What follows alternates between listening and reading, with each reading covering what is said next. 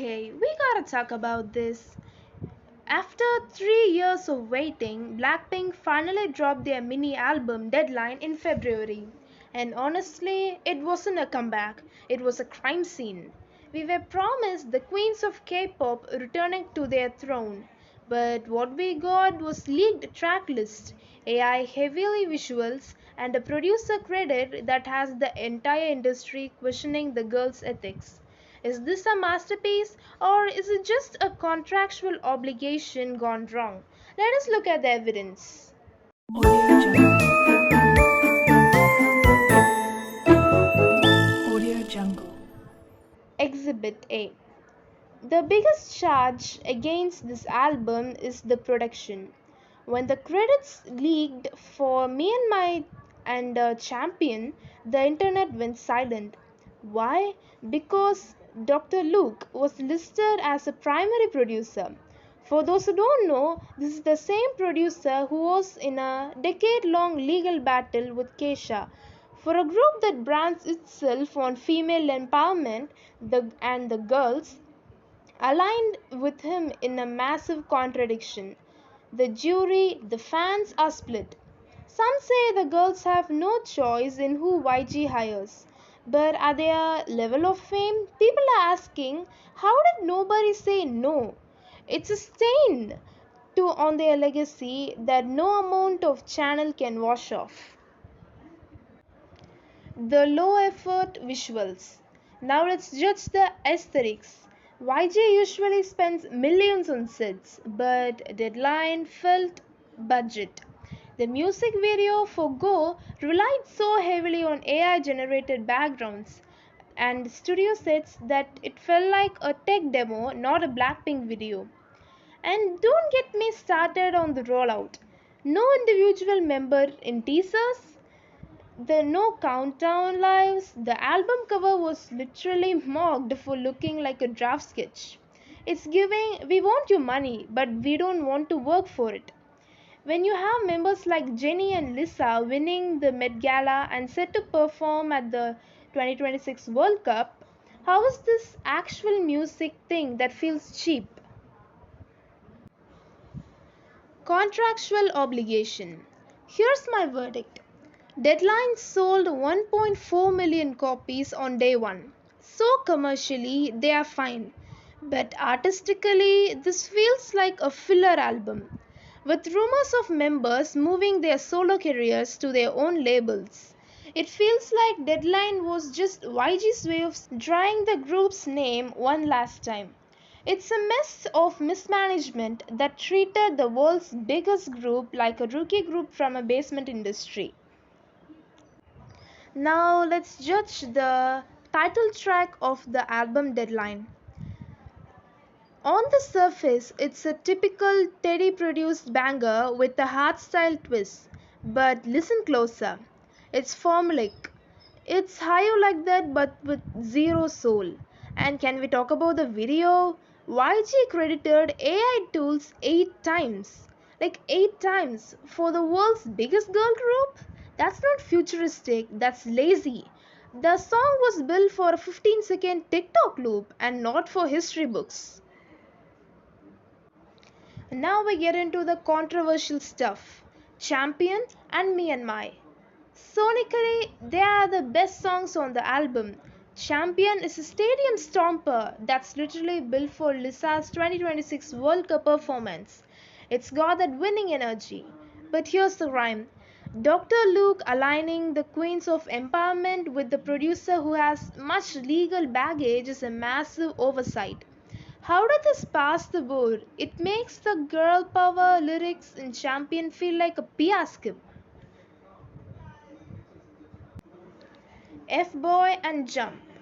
Then we have Jump, which actually feels like classic Blackpink. It's high energy, EDM focused, and was the only song the fans actually liked during the rollout. But then there is F-Boy. This track is a messy guitar ballad that sounds like Rose's solo crap.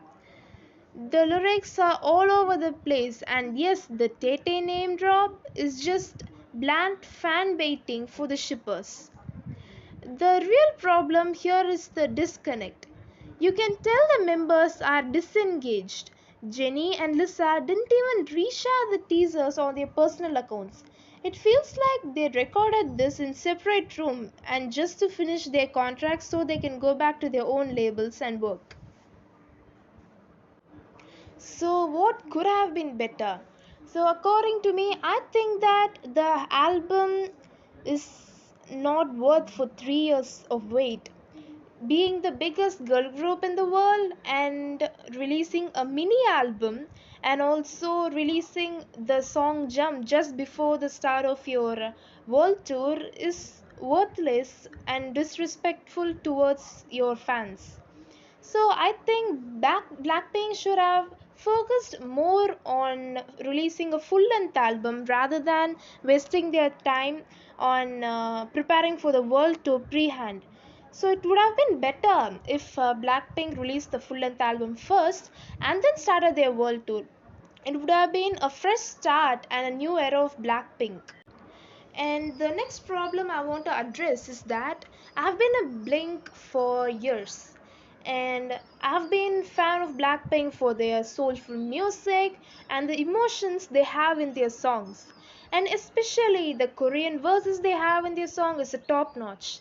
But recently I'm noticing that Blackpink songs are having frequent and most frequently it's of English lyrics.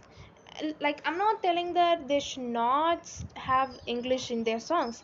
I mean, of course they are trying to get into the western industry, and pretty much they should have English lyrics. But what is the like reason if you have ignoring your Korean, if that's what your root is all about? And the next thing I want to tell is that Blackpink should focus more on the quality of their music video. Like, take example of their music videos like How You Like That and D4. It's the masterpiece just anyone has released in this K-pop industry. Their sets are absolute masterpiece. Their aesthetics has a separate fan base. But recently looking at their Deadline album and seeing Jump and seeing a bunch of people violently shaking their heads makes me question Blackpink and YG's choices. I understand their comeback is quite rushed to Blackpink and they were forced to release this new album as Blinks were craving for it. But let's take a look. What's the use if you have less quality in releasing your songs? I mean, if Blackpink would have taken time and released a full length album, people would have been satisfied. At least they would haven't got so much hate as they are getting now. So that's my point. And the most disappointing thing for me in this album was this ghosting of Jisoo. Like, what do you mean? She's the main visual of the entire group, and she's not even having the screen time in the entire Deadline album. Like, the main rappers like Lisa and the lead rapper Jenny and the main vocalist Rose are having enough screen time, but Jisoo is not even seen in the MV. I understand that she has a role of the vocalist, but just mind her giving her own space so that she can explore. So the next thing I want to address is that I've seen Jenny's solo strategy, and I'm really happy that she supports women empowerment and she collabs with women producers. It makes me so much happy as a girl, and I wish Blackpink has the freedom. I think they do have the freedom, but they fail to use it properly. If they have the freedom to choose the producer they have to collab with, I hope they can choose more women producers so that they can spread out their ideology of the women empowerment to the rest of the people who are unaware of their theme. And I've seen YG posting many merchandises related to Blackpink and their Deadline World Tour. And the funniest part is I'm seeing even chairs themed Blackpink. Like, Looking at this, I can primarily understand that YG wants to milk out every money from Blackpink. Like, what's the use? Blackpink is a music group, but they give less priority to their quality of music, but gives more priority to the merchandises that fans will buy because it's Blackpink themed. I understand YG's in depth and they want money from Blackpink, but give some respect to the fans. We are here not just for their merchandise, we are here for Blackpink, we are here for Jisoo, we are here for Lisa, we are here for Jennie, and we are here for Rose. So please, we're here for their quality music and the bond between Blinks and Blackpink. Please give the respect for that. So next, let's talk about the Deadline World Tour. The World Tour seemed rushed, and I even saw many newses that the first concert of Blackpink in Goyang Stadium, it had the screen which blocked the entire stage view of many people sitting around the seats. It made me so sad because people pay like hundreds and thousands of money just to go see their favorites, and when they get into the stadium, all they see is a big screen. So it really makes me sad. I hope that YG takes like preventive measures to make sure that that does not happen again, because I'm pretty sure YG will not like to pay back all the money Blinks had paying for the concert. And the next thing I want to talk about Deadline is the structure and alignment of the performance. So, I've seen many concerts of Blackpink. All though I know they have the same set of songs and they haven't released new songs yet, it makes me wonder why the Deadline album's sequence and arrangement of songs looks very similar to 2019 setlets. Like, Blackpink has many B-sides which were seem undiscovered by many people. I hope that Blackpink sings a lot of B-sides like Really, See You Later, and You Never Know. It's a masterpiece, by the way. Please listen to it if you have time. I feel that Blackpink, the more comeback Blackpink is giving to us, they are forgetting their old self. They are forgetting their debut song. They are forgetting all the old songs they have released. I feel like the Blackpink previously had more soulful songs, and the songs were OG. Right now, I want Blackpink to perform all of their old songs and create a new sequence of their track list. And also, I'm tired of hearing all the songs, same dance breaks and same dances they are dancing with that. I've also noticed that Blackpink seem to dance less in their concert than in their performance video on YouTube. I understand that they have to sing and dance both the time, but if they can do it in a Inkiago stage or in a live performance, why can't they do it in a concert too? I understand K-pop idols are performers, not musicians or artists, but I'm pretty sure Blackpink has a high standard in their vocal range. They can sing and dance the same time. If you see at the videos of their rookie eras, they'll dance to hard choreos and sing with a stable voice at the same time. It makes me wonder what happened to the spirit that the Blackpink members had all these previous years.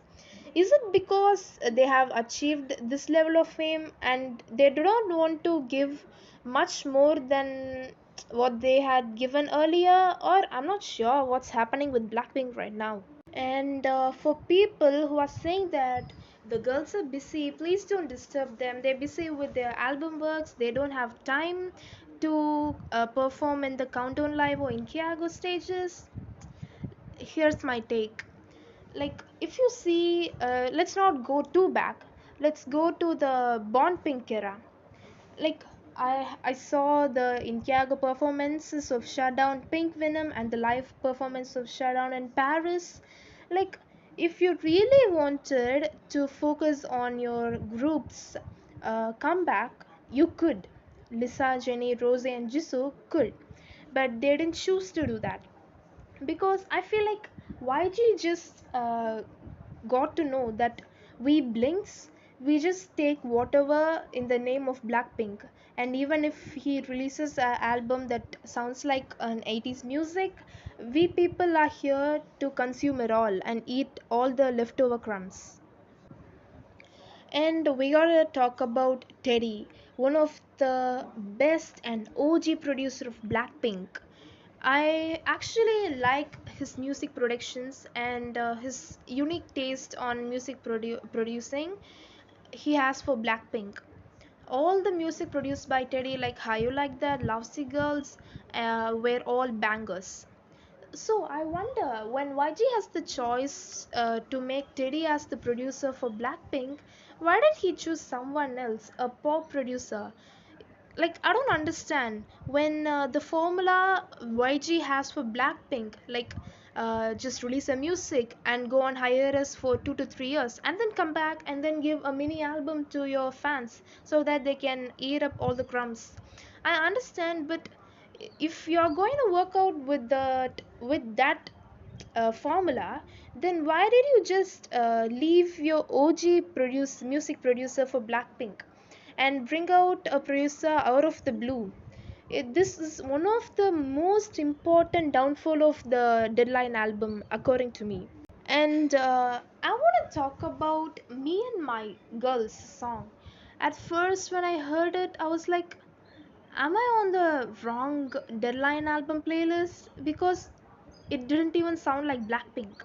It sounded like an EDM music combined with an 80s vibe.